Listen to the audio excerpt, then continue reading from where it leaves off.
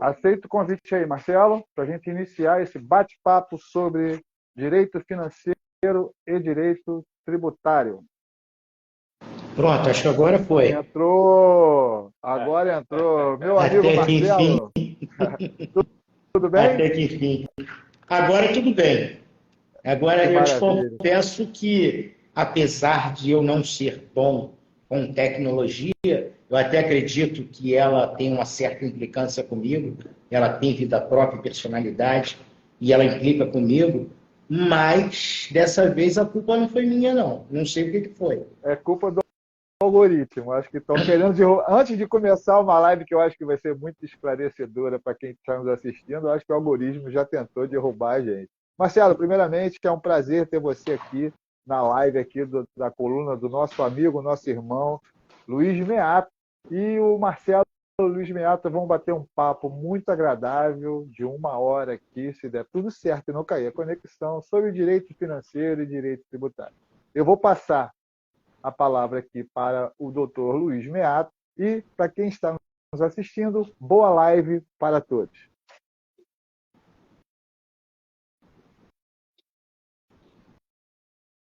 Boa tarde, queridíssimo Boa tarde, Renato. Como é que amigo. você está? Tudo já é melhor agora com sua presença, inestimável. Antes de tudo, né, agradecer, porque nós fizemos várias bancas de TCC na Cândido Mendes, pelo convite do grande colega tributarista, e me senti sempre lisonjeado, né, de a gente ajudar os alunos. Muito bom. Você agora está na UERJ, né, Marcelo? Estou na UERJ. Por conta da portaria 04 de 15 da UERJ, eu tenho que dar aula na graduação de qualquer jeito para poder, ao final, conquistar o tão sonhado título de doutor. E você está fazendo doutorado sobre qual tese? Na verdade, a vida me levou para 2 doutorados, por incrível que pareça. Quando eu resolvi diminuir a carga de trabalho na administração pública e me dedicar mais à complementação do meu estudo, faltava o doutorado, eu só era mestre, ficou um bom tempo sem abrir prova para a UERJ, por conta daqueles problemas todos, falta de recursos, e problema com Cabral, com Pezão, e não abri. E aí eu resolvi fazer o doutorado, a convite de um grande amigo e professor chamado Carlos Alberto Lima de Almeida, também de Niterói, e fui fazer o doutorado na Estácio, porque fui ver a nota dela, e na época já era 5, na CAPES, e fui ver o corpo docente, e era muito bom. Apesar de não ser a minha área, que é direito financeiro e tributário, hoje muito mais financeiro até do que tributário, mas tinha direito público.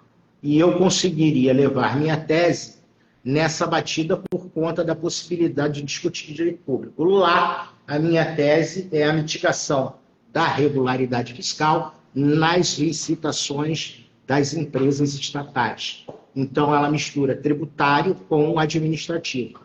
Ela faz o link das certidões negativas de débito, das certidões positivas com efeitos de negativa de débitos, do direito administrativo como condição sine qua non até então para licitar, com 205 e 206 do CTN, quando trata das certidões negativas e das positivas com efeitos negativos, lá do Código Tributário Nacional, no 205 e no 206, porque a Lei 13.303, que é a lei das estatais, ela, dentre outras coisas, mitigou a possibilidade de exigência da regularidade fiscal em suas licitações.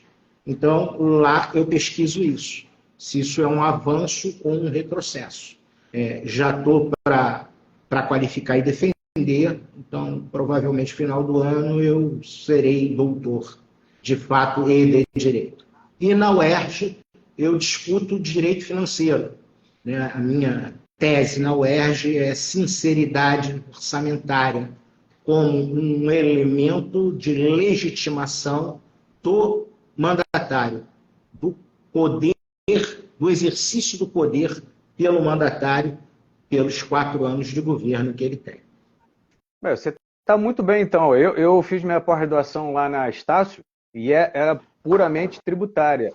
As teses que eu defendi lá agora se tornaram verdadeiras, que é o IVA, né? Veio o IVA dual, a tutela antecipada para suspensão do crédito tributário. Então você vê que você lá está muito bem e sua tese lá é de suma importância, porque inclusive tem uma lei nova agora sobre licitações, né? Que vai demandar bastante novas discussões no Supremo e no STJ. Então, eu dei uma certa sorte. Eu dei tanto na primeira tese quanto na segunda, eu dei sorte, porque foram teses que não deram um recorte novo, mas sim toda ela era nova, era original, porque sempre assuntos bem recentes, e os assuntos práticos posteriores às minhas teses levaram com que elas ganhassem certa importância, certa relevância na discussão prática. Então, eu dei sorte. Até porque na sinceridade orçamentária, por exemplo, acabou de publicar Emenda Constitucional 128, que é de 22 de dezembro de 22. Então, extremamente nova e que, de certa forma, ela trata, ainda que implicitamente, do princípio da sinceridade orçamentária, que era sempre uma dificuldade para a gente cravar a sinceridade orçamentária na Constituição. Eu precisava sempre de uma interpretação sistêmica, uma interpretação hermenêutica sistematizada para poder cravar a sinceridade orçamentária como princípio. Então, eu confesso que eu dei sorte. Marcelo, vamos então, para quem está assistindo a gente, as pessoas que estão assistindo a gente, às vezes não sabem esse juridiquês nosso, né? Esse papo que a gente tem. Você quer falar alguma coisa sobre a diferença do direito financeiro para o direito tributário? Basicamente, eles nascem juntos, né? O direito tributário era um pedaço, era tão somente um pedaço, academicamente falando, era um pedaço do direito financeiro. Parte que a gente chama de receita corrente tributária. Então, o direito tributário era só um pedacinho de direito financeiro. Tanto que a escola UERJ, ela trata tudo como direito financeiro. Lá, quando eu dou aula, eu estou dando aula agora de parte geral, 96, segundo livro do CTN, 96 a 218, e para mim lá é financeiro 3, para você ter uma ideia. Não é tributário parte geral, é financeiro 3. Então, é a escola Ricardo Lobo Torres, né?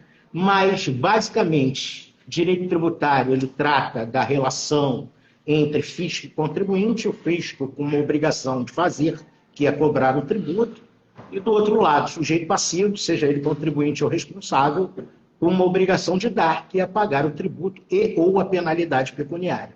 Né? Já o direito financeiro, ele trata dos princípios e das regras que gerenciam a gestão e gasto do dinheiro público. Um trata de botar o dinheiro no cofre tributário, o outro trata de gerenciar e dar saída a esse dinheiro financeiro. Então vamos lá. Dentro da sua tese agora na Estácio sobre as licitações, para quem está ouvindo a gente, você tem alguma boa notícia? A licitação funciona no Brasil? Nós temos assim, podemos crer que o dinheiro que está sendo lá, que sai do orçamento, está indo para as obras estão sendo feitas, o dinheiro está sendo bem aplicado ou não é bem assim? Não. O que você acha? O que eu penso é que não é bem assim, não. Quisera Deus que fosse. A gente ainda encontra muita brecha e muita falha, não só na execução do orçamento, mas na própria programação do orçamento. Para isso a gente tem um princípio, né, que é o princípio da programação, que é o mais novel princípio que tem em direito financeiro, que é o princípio da programação. Ele deixa de tratar a lei de orçamento, né, como basicamente uma lei meramente autorizativa e passa a tratar com mais seriedade o orçamento como uma lei de imposição, uma lei impositiva, né, que é um mecanismo jurídico, trata-se de um mecanismo jurídico que permite, que facilita a programação, ou seja, o planejamento da arrecadação e dos gastos públicos de um determinado ente. Hoje, a gente constata bastante brecha, bastante falha na parte de planejamento e principalmente na parte de gastos que se procedimenta com a licitação. Se procedimenta basicamente dentro do direito administrativo. E por que eu chamo basicamente dentro do direito administrativo? Porque, lendo engano, quem acha que é só direito administrativo que cuida disso. Não é. A lei que hoje ainda vige, que é a 8666/93, está com vigência, se nada mudar, né, até dia 29 de dezembro, porque a 1433 ela foi, na verdade, a 8666 ela foi prorrogada a pedido, a pressão política dos prefeitos, já era para estar em vigor, a 8666 já era para ter deixado de viger, mas ainda vige até 29 de dezembro, e ela, no caput do seu artigo 38, determina como a primeira condição a ser verificada para que se abra um processo licitatório, ainda na sua fase interna, é a existência de recursos orçamentários e financeiros para que isso possa acontecer. Sem recursos orçamentários e financeiros para cobrir, ou seja, para ter dinheiro para pagar a despesa, não se pode abrir processo de compra. Então, apesar de se procedimentar gasto com direito administrativo, basicamente com uma lei, um codex de licitações e contratos, você, em verdade, inicia isso no financeiro, no direito financeiro. Até porque você finaliza também no direito financeiro, porque o processo de pagamento é regulado pela 4.320, que é a lei de parametrização do direito financeiro. Falar em pagamento, o que você acha das emendas impositivas? Outro detalhe importante, né, que está em voga hoje na mídia. Isso funciona? O dinheiro que sai lá do Congresso chega em São Gonçalo, em Niterói, por exemplo? Tem duas perspectivas para a gente analisar isso, né? Uma perspectiva sociopolítica e uma perspectiva jurídica. Se eu olhar só para a perspectiva jurídica, eu vou dizer o seguinte: você diminui o poder fático que o executivo exercia no parlamento para que ele pudesse aprovar os seus projetos, os projetos de lei de seu interesse. Como ele utilizava aquele pleito do parlamentar como moeda de troca, ele executava só a despesa referente àquela demanda parlamentar, se o parlamentar votasse com ele. Basicamente, toda a nossa república foi baseada nessa construção sociopolítica jurídica. Com a emenda impositiva, essa perspectiva a priori, aparentemente, muda. E por que muda? Porque o executivo não tem mais a possibilidade de contingenciar o dinheiro indicado na emenda do parlamentar, justamente por ela ser impositiva. Do ponto de vista acadêmico, eu seria incongruente se batesse, ainda que eu entenda que precise de alguns ajustes, porque isso principalmente perto de um período eleitoral, para mim é inegável, pelo menos na minha concepção, que isso desequilibra a balança de uma disputa, de um pleito eleitoral, entre um candidato que exerce mandato e que faz, por conseguinte, a indicação de uma emenda e um candidato que não tem mandato. Então, ainda que eu pense que isso necessita de alguns ajustes, eu não posso negar, por coerência acadêmica, né, a evolução da emenda impositiva parlamentar. Por quê? Porque eu defendo, na minha tese, na UERJ, sobre sinceridade orçamentária, eu defendo um orçamento impositivo. Para mim, é um contrassenso afirmar que a lei de orçamento ela seria tão somente autorizativa. Isso não passa na minha goela, até por uma questão de legitimação de mandato. Eu entendo, e aí já falando especificamente da tese e do princípio da sinceridade orçamentária, eu entendo que o princípio da sinceridade orçamentária, assim como previa a PEC 45, cria um IVA dual, eu entendo que o princípio da sinceridade orçamentária, ele também é dual, ou seja, ele tem duas dimensões. Mas, porque... Marcelo, vamos explicar para quem está ouvindo, que o pessoal de repente não está entendendo. Vamos lá. Agora, a gente estava falando sobre licitação, sobre a sua tese da Estácio. Agora vamos para a sua tese na UERJ. Porque é uma pessoa muito... exatamente. Você vê que o financeiro e o tributário, é o que você falou, eles são irmãos, primos, é tudo muito junto. Eu diria irmãos siameses. Exatamente. Agora, como eu tive problema. Eu vou fazer um IVA dual diferenciado. O nome, o título, eu acho que é a coisa mais difícil que tem, é uma das coisas mais difíceis que tem. De onde veio?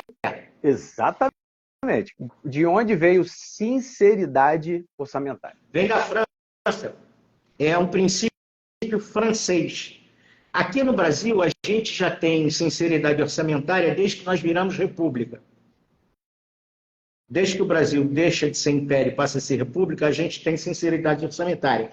Em pesquisas que eu fiz na Biblioteca Nacional, eu consigo verificar revistas, jornais e artigos tratando especificamente da sinceridade orçamentária desde 1810. Mas numa só dimensão, que é a dimensão proibitiva. O princípio da sinceridade orçamentária, esse princípio francês, ele tem duas dimensões, a proibitiva e a vinculativa. No Brasil, historicamente, a gente só tem a sinceridade orçamentária na sua dimensão vinculativa aparecendo uma só vez. De toda a pesquisa que eu fiz na Biblioteca Nacional, desde que o Brasil vira república até 64, e 64 por conta do regime militar, aonde as regras constitucionais elas foram, digamos assim, diferenciadas por conta da emenda número 1 de 69. Então, a minha pesquisa só foi até 64. E depois pula de 88 para cá. Porque não era producente, do ponto de vista metodológico e acadêmico, você buscar um princípio que impõe um agir à administração pública num estado de exceção. Não era producente. Até porque quando você vai pesquisar esse período, você de fato não encontra absolutamente nada. E mais do que explicado. Mas nesse período funcionou ou não funcionou? Não funcionou. Não teve sinceridade orçamentária. Mas olha só, esse período não funcionou como nenhum outro funcionou. Nem antes, nem depois? Nem antes, nem depois. Nem na época do Estado Novo, na época dos primeiros presidentes, dos marechais, nunca funcionou. Nunca. Infelizmente, nem numa dimensão, nem noutra. Nunca funcionou. Existem vários artigos, depois que o pessoal quiser, me chama no zap que eu mando um, que é assim, parece que você está lendo reportagem de hoje. E é da época de que Arthur Bernardes era presidente do Brasil. Para você ter uma ideia. A crítica era quando o presidente da República era Arthur Bernardes. E você lê a matéria jornalística, parece que ela foi publicada hoje, por conta da falta de sinceridade orçamentária na dimensão proibitiva. E agora eu vou explicar para quem não é do direito, para quem não entende. O que é a dimensão proibitiva do princípio da sinceridade orçamentária? É aquela que tem muito a ver com a contabilidade pública. É aquela que proíbe que o orçamento seja contabilmente, financeiramente mascarado, a ponto de ele não revelar a realidade econômico-financeira daquele determinado ente, quando da previsão de suas receitas e da fixação de suas despesas em seu orçamento. Isso é sinceridade orçamentária na sua dimensão proibitiva. Proíbe que o orçamento seja feito de forma mascarada, com maquiagem contábil. O orçamento, ele não pode, ele deve refletir a realidade econômico-financeira do ente público. Isso é sinceridade orçamentária na sua dimensão proibitiva. Só que o Brasil, ele tendeu a só usar a dimensão proibitiva. Em toda a sua história, salvo essa única vez, que foi na projeção do orçamento do Estado do Rio Grande do Sul, sempre de vanguarda, em 1955, para a LOA de 1956, aonde ele utiliza expressamente o princípio da sinceridade orçamentária, mas não tão somente na sua dimensão proibitiva, mas também na sua dimensão vinculativa. E essa, basicamente, é a minha tese. Eu entendo que o princípio da sinceridade orçamentária, para que ele seja levado a efeito em sua total amplitude, para que ele produza totalmente os seus efeitos, ele também deve ser observado na sua dimensão vinculativa. E o que é isso?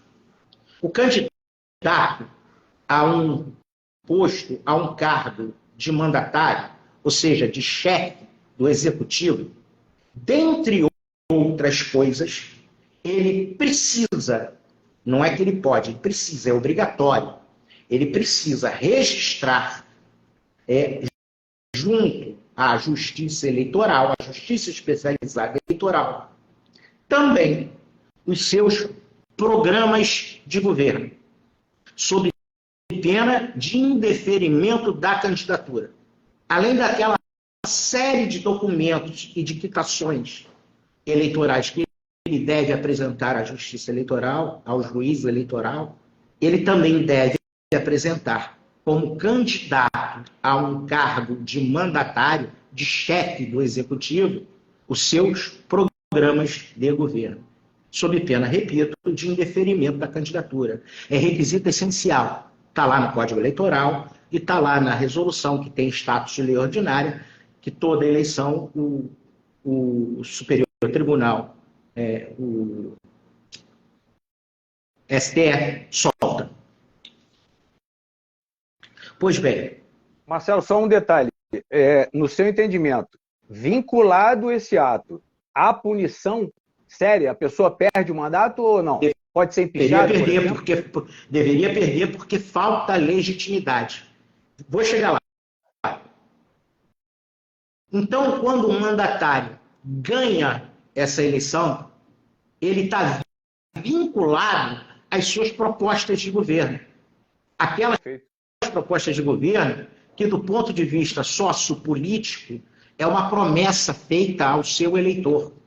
É uma promessa feita à população. Do ponto de vista jurídico, é requisito essencial de condição da candidatura. Mas, do ponto de vista sociopolítico, é uma promessa.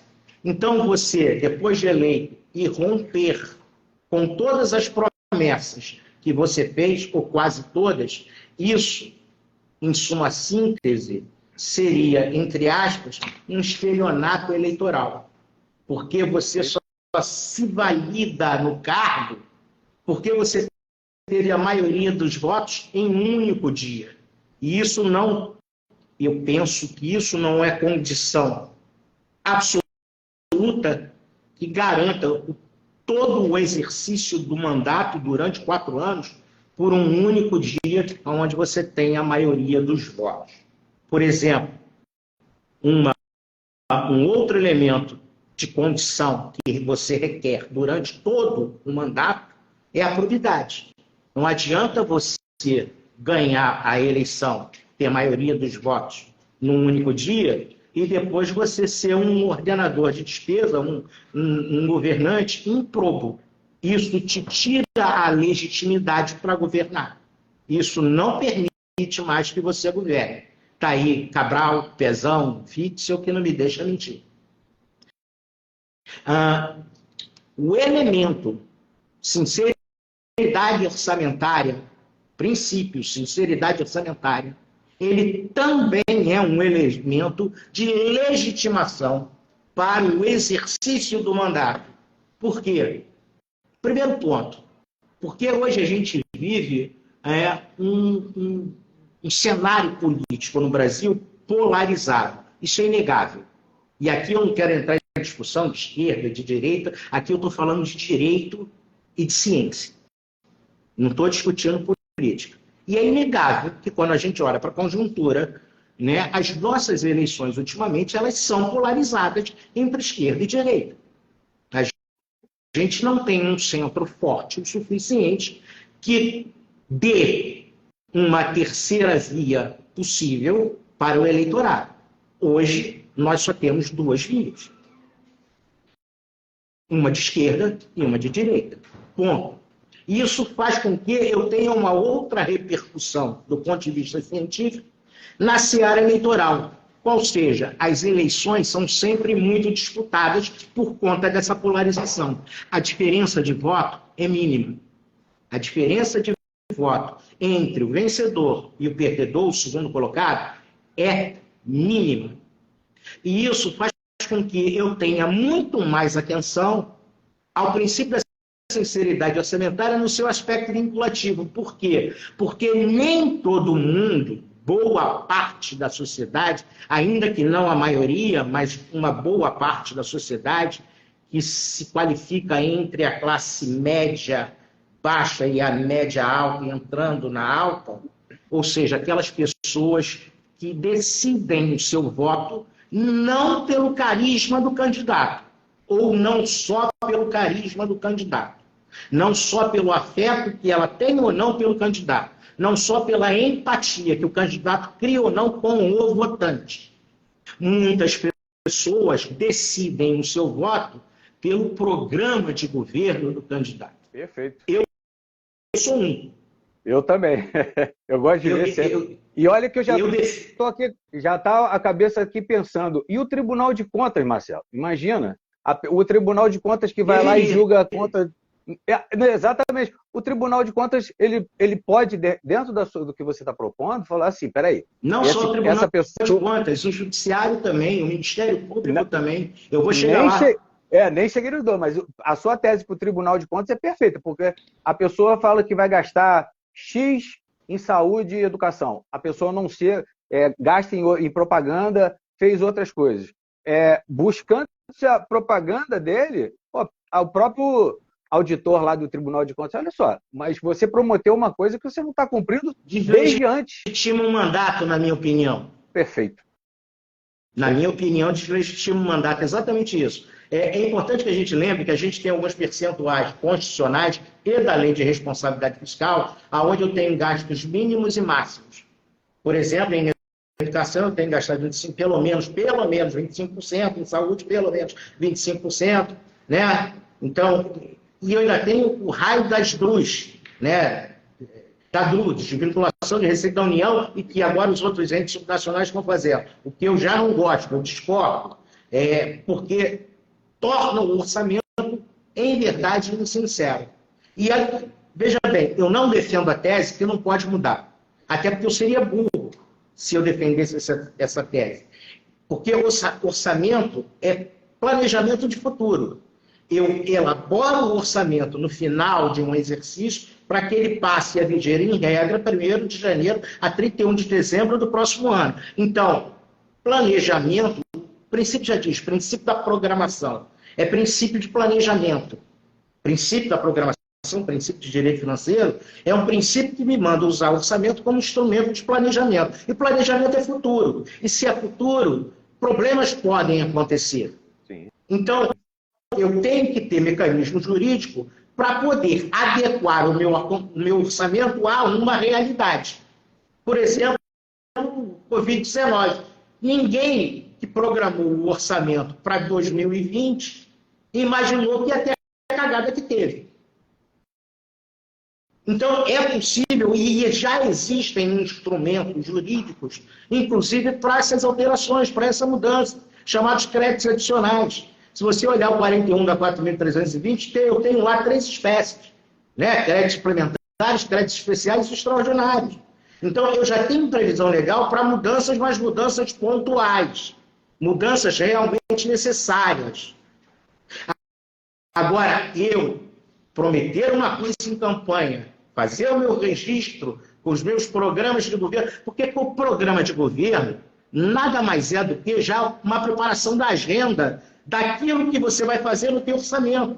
Porque quando você olha para a Constituição, caput do artigo 165, você vai enxergar indubitavelmente que quem planeja o orçamento, ou seja, quem faz o projeto de lei de orçamento é lei, orçamento só se instrumentaliza por lei. Você tem que ter primeiro uma lei, que é o PPA, depois a LDO, e depois você faz a LOA, que é o orçamento do ente.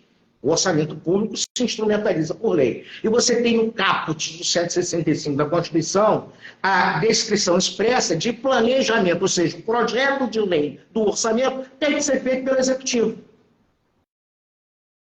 Então, não é certo, não é justo, é ilegítimo que eu prometa um certo tipo de despesa que vá levar a efeito um certo tipo de política pública, seja ela de centro-esquerda, de centro-direita, de direita ou de esquerda, e aí, quando eu ganho a eleição, eu mudo tudo. Pois é. E aí? Sobre o que pode acontecer? A falsa premissa de que eu tive o voto, eu fui eleito, e eu tenho a competência para fazer e eu faço o que eu quero. Não é por aí. Primeiro que você rompe com a legitimidade. Você deixa de ser legítimo para governar. Porque é o que eu digo, boa parte dos votantes, e hoje é até uma parte que faz a diferença entre o vencedor e o perdedor de um pleito, de uma eleição, vota no programa de governo. Não vota no candidato. Ponto 1. Ponto 2. Você tem um registro que é um compromisso que você assume com a população. É um compromisso que você assume com um votante. E depois você vem e rompe isso? Não pode. Isso fere o princípio da sinceridade orçamentária em sua maior e melhor essência, que é a essência, que é a dimensão vinculativa. A promessa que você faz do ponto de vista das políticas públicas que se instrumentalizam pelo orçamento público, elas são cumpridas na execução desse orçamento público. E quando eu digo execução lato sensu, na preparação, no projeto de lei que é de responsabilidade do Executivo, e na execução, que na maioria absoluta do orçamento também é de responsabilidade do Executivo. Salvo aquele valor que é de gerência do Poder Judiciário e o duodécimo do respectivo Legislativo. O resto é Executivo. E aí eu mudo tudo. Ou seja, eu deixo de cumprir as minhas promessas ao meu eleitorado? Não pode. Mas aí então, tem punição. Eu entendo, Marcelo, até o que você entende por punição aí?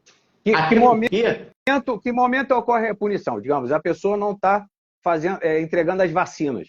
E o orçamento diz que vem dinheiro eu acho que você vacina. É tão bacana a possibilidade da aplicação da teoria, na prática é tão bacana, porque você nem precisa punir muito, você não precisa nem deslegitimar o cara, você não precisa fazer com que o cara perca um mandato por causa disso. Veja bem, se o orçamento é planejamento futuro, é porque num dado exercício financeiro, no final dele, eu estou fazendo, eu tenho uma data limite, que é 31 de agosto, eu, executivo, para entregar ao legislativo o meu projeto de lei. E do meu projeto de lei, eu controle, seja social, que é o controle que a sociedade faz, seja o controle interno, seja o controle externo, e esse é o mais importante, que é realizado pelo Tribunal de Contas, que é realizado, em parte, pelo Ministério Público, e eu entendo também pelo Judiciário, porque boa parte, eu não vou estar Judiciário me metendo nas políticas públicas do Executivo. Eu não estarei desequilibrando a balança, eu não desequilibro o sistema de freios e contrapeso. Não. Por quê? Porque boa parte, aliás, a maioria das políticas públicas, elas se consubstanciam, em essência, como direitos fundamentais e direitos sociais, na forma dos artigos 5º e 6º da Constituição da República. A maioria das políticas públicas, a maioria das despesas públicas que se executa no orçamento, elas se consubstanciam, em boa parte, em direitos fundamentais e direitos sociais. Beleza?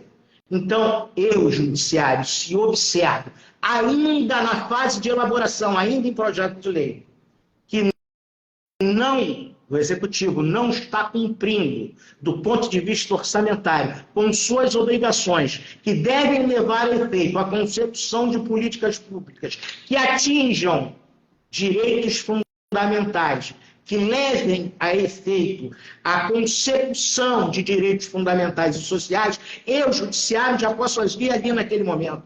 Ou corrige o projeto de lei, faz uma emenda e manda para o Legislativo. Até porque, quando eu olho para o artigo 166 da Constituição, se ainda não começou a votação, o Executivo pode emendar o projeto de lei, pode até substituí-lo.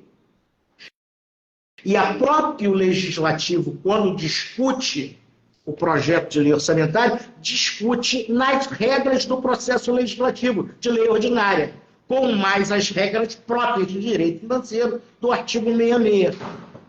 Quando, por exemplo, determina que a LOA tem que ser feita observando sua respectiva LDO e PPA.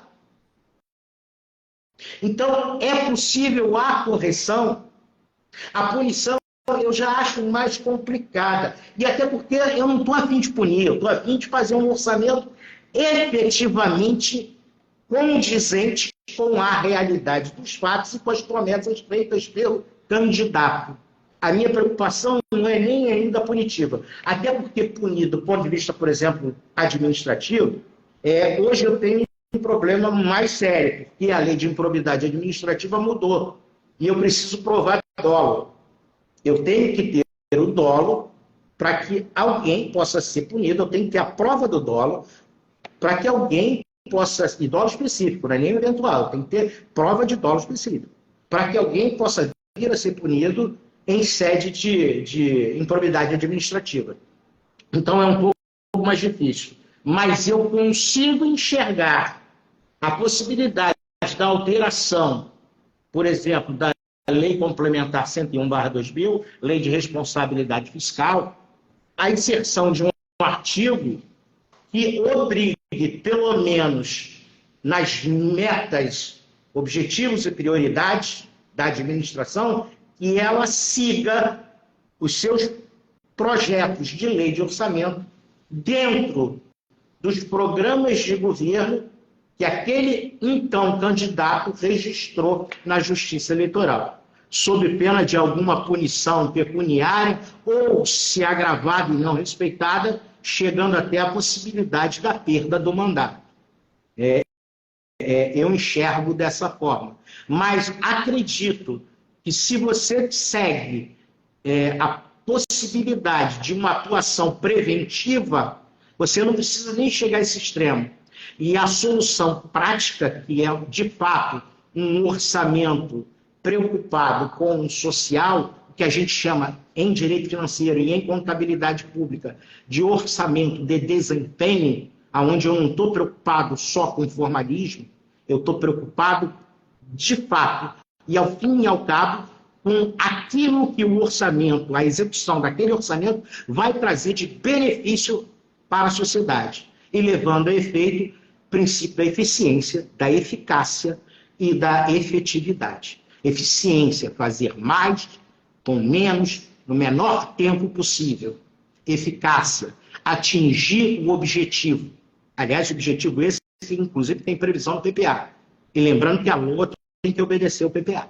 Os objetivos, as prioridades e as metas são estabelecidas no PPA.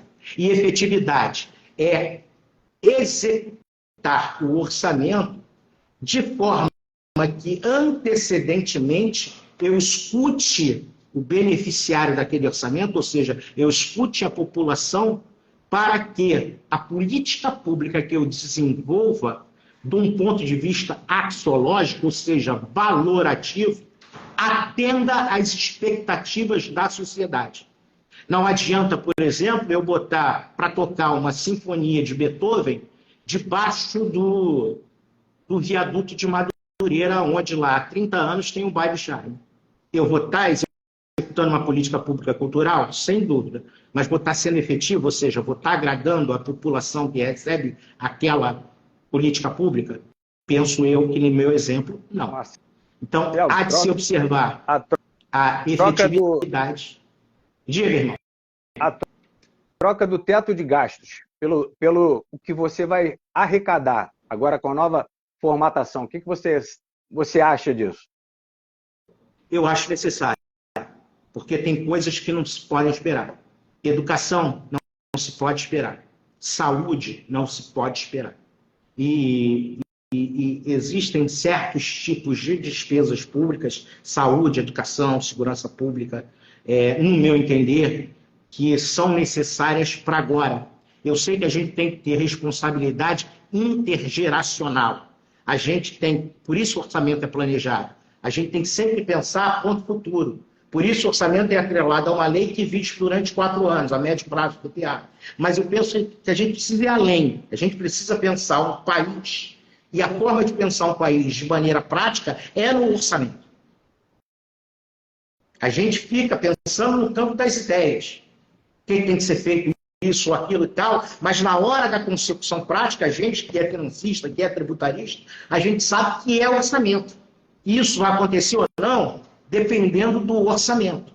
Não, a discussão não é só no campo das ideias. E eu entendo que existem políticas públicas que devem ser executadas agora, porque elas, em não sendo executadas, elas agridem direitos fundamentais, direitos individuais, direitos de segunda dimensão, como diria Bob, né? Direitos em que o Estado deve agir, não é que pode agir, ele tem a obrigação de agir. E existem despesas públicas nesse sentido que não podem ser proteladas, que não podem ser postergadas. Elas precisam de uma definição, elas precisam de uma política pública adequada para ontem. Então, eu penso que nem tanto a missa, nem tanto ao padre.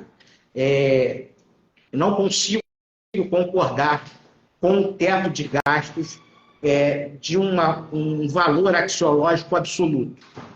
Eu penso que existem determinadas despesas públicas que devem ser supridas sem a observância desse teto de gastos, porque de tão fundamentais que são. Mas como eu não posso escolher essa minha alternativa, entre o teto de gastos e a possibilidade de gasto até arrecadação, me parece mais lógico, até porque sempre foi a regra de ouro, o princípio do equilíbrio se consubstancia, se conceitua na assertiva de que eu não posso ter mais despesa do que receita, logo, se eu posso gastar até onde eu arrecado, eu fico com essa opção. Nesse sentido, Marcelo, você entende que se você sobrar na arrecadação dos 25%, por exemplo, da educação, você pode mitigar e remeter parte desses valores para a saúde, ou você tem que esperar o fim do ano, voltar o dinheiro para o Tesouro para fazer uma nova destinação? Qual é a sua opinião duas possibilidades. Se eu olhar para 42 e 43 da 4.320, a regra já está posta. Dependendo do que aconteça, eu tenho a possibilidade de deixar guardado em fundo e deixar para o próximo exercício. Ou, se, por exemplo, houver, no meio do ano, eu observo que eu tive excesso de arrecadação, superávit, eu posso gastar já naquele exercício também. Eu não estou inventando a roda. Quando eu olho para o 42 e 43 da 4.320, a regra já está posta. Basta que você observe com percussiência, com responsabilidade fiscal, o que de fato está acontecendo. De novo, sinceridade orçamentária. para você fazer a melhor escolha. Perfeito. E eu acho que a gente está quase terminando, né, Emir? Tem mais tempo? Mas demorou um pouquinho, não entrou. Ainda tem um pouco ainda. Marcelo, uma opiniãozinha sobre a reforma tributária. O que você achou da emenda 45? Não gostei. Qual parte que você não gostou? Eu não gostei daquilo que foi feito de supetão. Né? Emenda 45 está aí uma porção de tempo. E aí, num afã que eu não consigo entender, numa falta de maturação, numa falta de meditação, parte dos parlamentares, em um pouco menos de 2 semanas, você aprova uma PEC tão importante para o Brasil. Eu diria a mais importante durante décadas para o Brasil. Você, em menos de 2 semanas, aprova isso. E faz uma porção de jabuti. Por exemplo, o imposto do pecado entra faltando 1 hora para terminar a sessão. Não vai ser consigo enxergar. E o imposto cumulativo. Eu não consigo enxergar. Primeiro, que a gente sempre brincava, desde a época que dávamos aulas juntos, que fazíamos bancas de TCC juntos, a gente brincava com o IVA, lembra? E nunca a gente discutiu, lá no passado, IVA dual. Era sempre IVA, porque a ideia do IVA era um imposto sobre valor agregado. De repente, o IVA deixou de ser nome de tributo para ser uma espécie de regime tributário, porque, na verdade, você agora tem IBS e CBS. E o imposto do pecado, tem 3. E o imposto do pecado, que ainda do imposto do pecado. Pois é. Então, primeiro, você não resolve o problema do federalismo, porque quando você olha com mais profundidade, com um olho de quem entende da matéria, você vê que o CBS, que é a Contribuição sobre Bens e Serviços, é todinho dinheiro da União, não divide para ninguém. Então, você não resolve o problema do federalismo. Muito pelo contrário, na minha opinião, você cria mais. Porque você tem 26 representantes dos estados, um representante federal e 27 representantes de municípios. Pô, no Brasil eu tenho 5.560 municípios, mas serão representados no Conselho por 27. E esse Conselho ele vai ser aplicado a sinceridade orçamentária? Ele vai privilegiar um ou outro? Ele vai Irmão, tem um ditado que diz farinha pouca, mil pirão primeiro. A briga esse é o vai grande ser questionamento, essa. Né? É o grande questionamento. E outro ponto, quando eu olho para a realidade fática, eu não consigo acreditar que a PEC 45 não sofrerá mudanças. Por um motivo muito simples. A PEC 45 ela foi feita por um grupo de especialistas da Fundação Getúlio Vargas. A maioria desses especialistas são economistas, não são advogados tributaristas, não são contabilistas. A maioria absoluta desse grupo é composta por economistas, que têm uma visão, agora vou voltar para a academia, que tem uma visão utilitarista. Para eles, a conta fecha com uma visão utilitarista. E quando eu utilizo utilitarismo, eu largo para lá a axiologia, que tem a ver com valores. Valores que dão peso ao que a gente chama, no direito, que é a coisa mais importante, de princípios fundamentais, de direitos fundamentais. Os direitos fundamentais só são tão importantes no direito porque eles têm carga cultural e principalmente valorativa. Eles trazem valores. E o economista não está preocupado com valor, o economista está preocupado com resultado. Bem, e essa PEC foi apresentada por um só deputado, Baleia Rossi, com base no estudo da FGV. Quando eu olho para a PEC 110, que é a PEC onde a casa iniciadora é o Senado, eu olho para ela e vejo que ela obteve a assinatura de 67 senadores. Ou seja, eu tenho 81 senadores no Senado da República e 67 assinaram a PEC 110, que é que faz a reforma tributária na casa iniciadora, Senado. E quando eu olho para a PEC 110, ela está bastante diferente do que é a 45. Então, duvido muito que ela não venha a sofrer alterações, e alterações bastante substanciais, na minha opinião, até pela quantidade de senadores que assinou a PEC 110, repito, 67 dos 81. Ou seja, tem sobra da necessidade de 3/5 para poder aprovar. Então, duvido muito que a 45 não sofra alterações substanciais em seu texto. E ele, sofrendo, vai voltar para a Câmara para discutir. Então, acho que a reforma ainda demora um pouco e acho que ela vai ser aprovada um pouco longe do que hoje é o texto da 45. Texto esse que na minha opinião, não resolve tributariamente a nossa vida. A principal vantagem que o 45 traz, o 110 também traz, que é a coisa que todo tributarista vai concordar, seja ele de que escola for. Né? As nossas obrigações tributárias acessórias são muito grandes, muito custosas, do ponto de vista financeiro mesmo. Você digerir e entender a quantidade de obrigações acessórias que um sujeito passivo tem, isso demanda muito tempo e demanda dinheiro. Isso Marcelo, tem que mudar.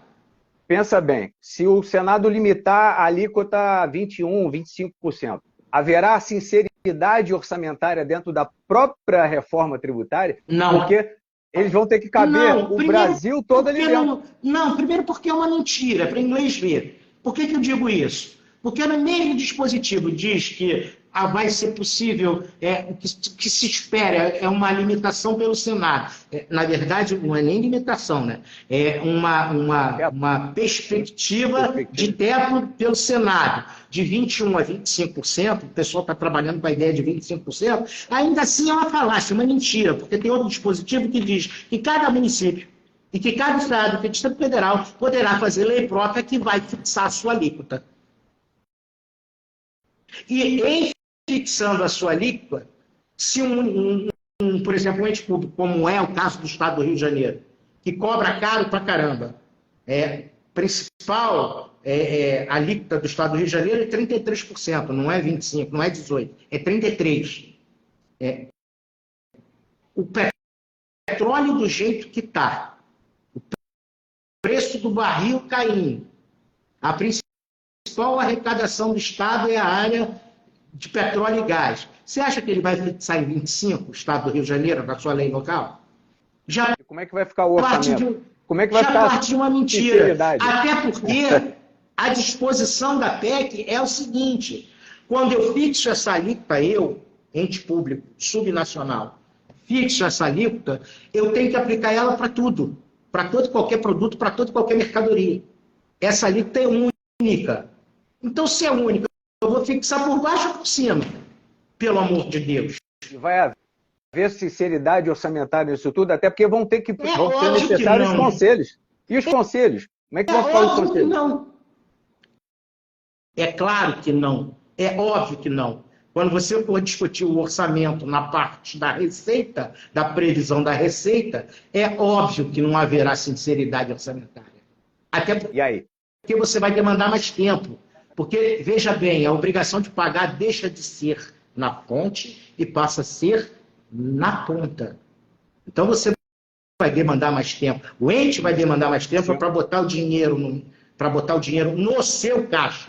Porque o dinheiro vai entrar no caixa do conselho. É importante que se diga isso.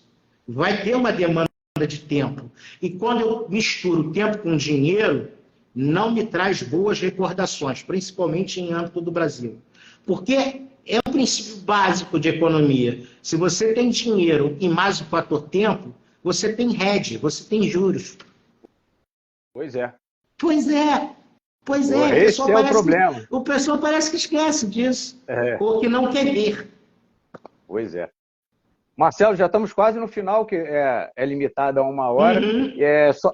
Só lembrando para você que eu mandei minha contribuição lá para o Eduardo Braga, na Senado, do IVA dual diferenciado para nós míseros e humildes seres humanos, que agora, daqui a pouco, a gente vai ficar à mercê dos robôs e da inteligência artificial. Então, eu tentei ministrar uma mínima modificação, um inciso novo no 170, dizendo que quem contratasse pessoas, né, seres humanos, para trabalhar nas empresas, teria uma alíquota menor. É uma norma programática, isso aqui já é visando o futuro, né, que a gente já está enfrentando alguns problemas. Daqui a pouco a gente não vai ter mais Uber, Bastante, a gente vai ter carro autônomo. Né? A gente não vai ter motorista de ônibus. A Patrícia, eu acho que está escutando a gente aqui, ela está trabalhando nesse sentido também. Por exemplo, em âmbito da Receita Federal do Brasil, no âmbito da Receita Federal do Brasil, hoje ela trabalha com 7 robôs. Pois é. O Judiciário está trabalhando com robô pra caramba. Também, é tudo. E o que, então... ainda em sentido de reforma tributária, o que me deixa preocupado é que a reforma está trabalhando basicamente sobre os tributos que incidem no comércio. No consumo, perfeito. No consumo. Exatamente. Isso. Porque os tributos que incidem na renda, a única perspectiva que tem é que o Poder Executivo deverá apresentar em até 180 dias, a partir da data da vigência da emenda constitucional, o Executivo apresentará projeto, que pode ficar engavetado por anos. Pode, até o normal. Apresentará o projeto para a modificação da reforma tributária dos tributos relativos à renda, que é o que me preocupa, que é o que nos atinge, né? Meros seres mortais. Por isso essa simples contribuição, já visando o futuro, porque o emprego vai ficar mais restrito, né? Vai haver uma elevação do desemprego. Uma coisa pior, as pessoas não vão conseguir se aposentar, porque como não vai ter renda, então, já avisando isso, eu propus lá para o Eduardo Braga essa proposta de emenda, incluindo no artigo 170, o inciso 10, salvo engano, tratamento diferenciado para quem contratar ser humano, porque se você, Marcelo... Eu tendo a concordar com você, até porque não consegue se aposentar pelas vias normais, não. Vai acabar gerando mais despesa que vai aposentar pela idade só. Não, vai ainda que seja no mínimo, mas quem paga a conta é o poder público. Perfeito. Então, Marcelo, você, por exemplo, contrata advogados, né? Pessoas, seres humanos para trabalhar para você. Porque tem muita gente que vai usar só robô e inteligência artificial. Vão haver empresas, né? Produção de carro, é tudo robô, a maioria. Então, nós, seres humanos, vamos ficar cada vez mais alijados. Então, essa contribuição lá para o Senado, vamos ver se eles aceitam. Do ponto de vista tributário e financeiro, concordo contigo. Já do ponto de vista da responsabilidade civil, eu tenho que te trazer uma informação. Eu faço parte de um grupo de pesquisa, que é Economia Digital, lá na UERJ. A gente trata de tributação e economia digital na UERJ. Num dado grupo de pesquisa, e a gente trabalha de comum acordo com a Universidade de Frankfurt, na Alemanha.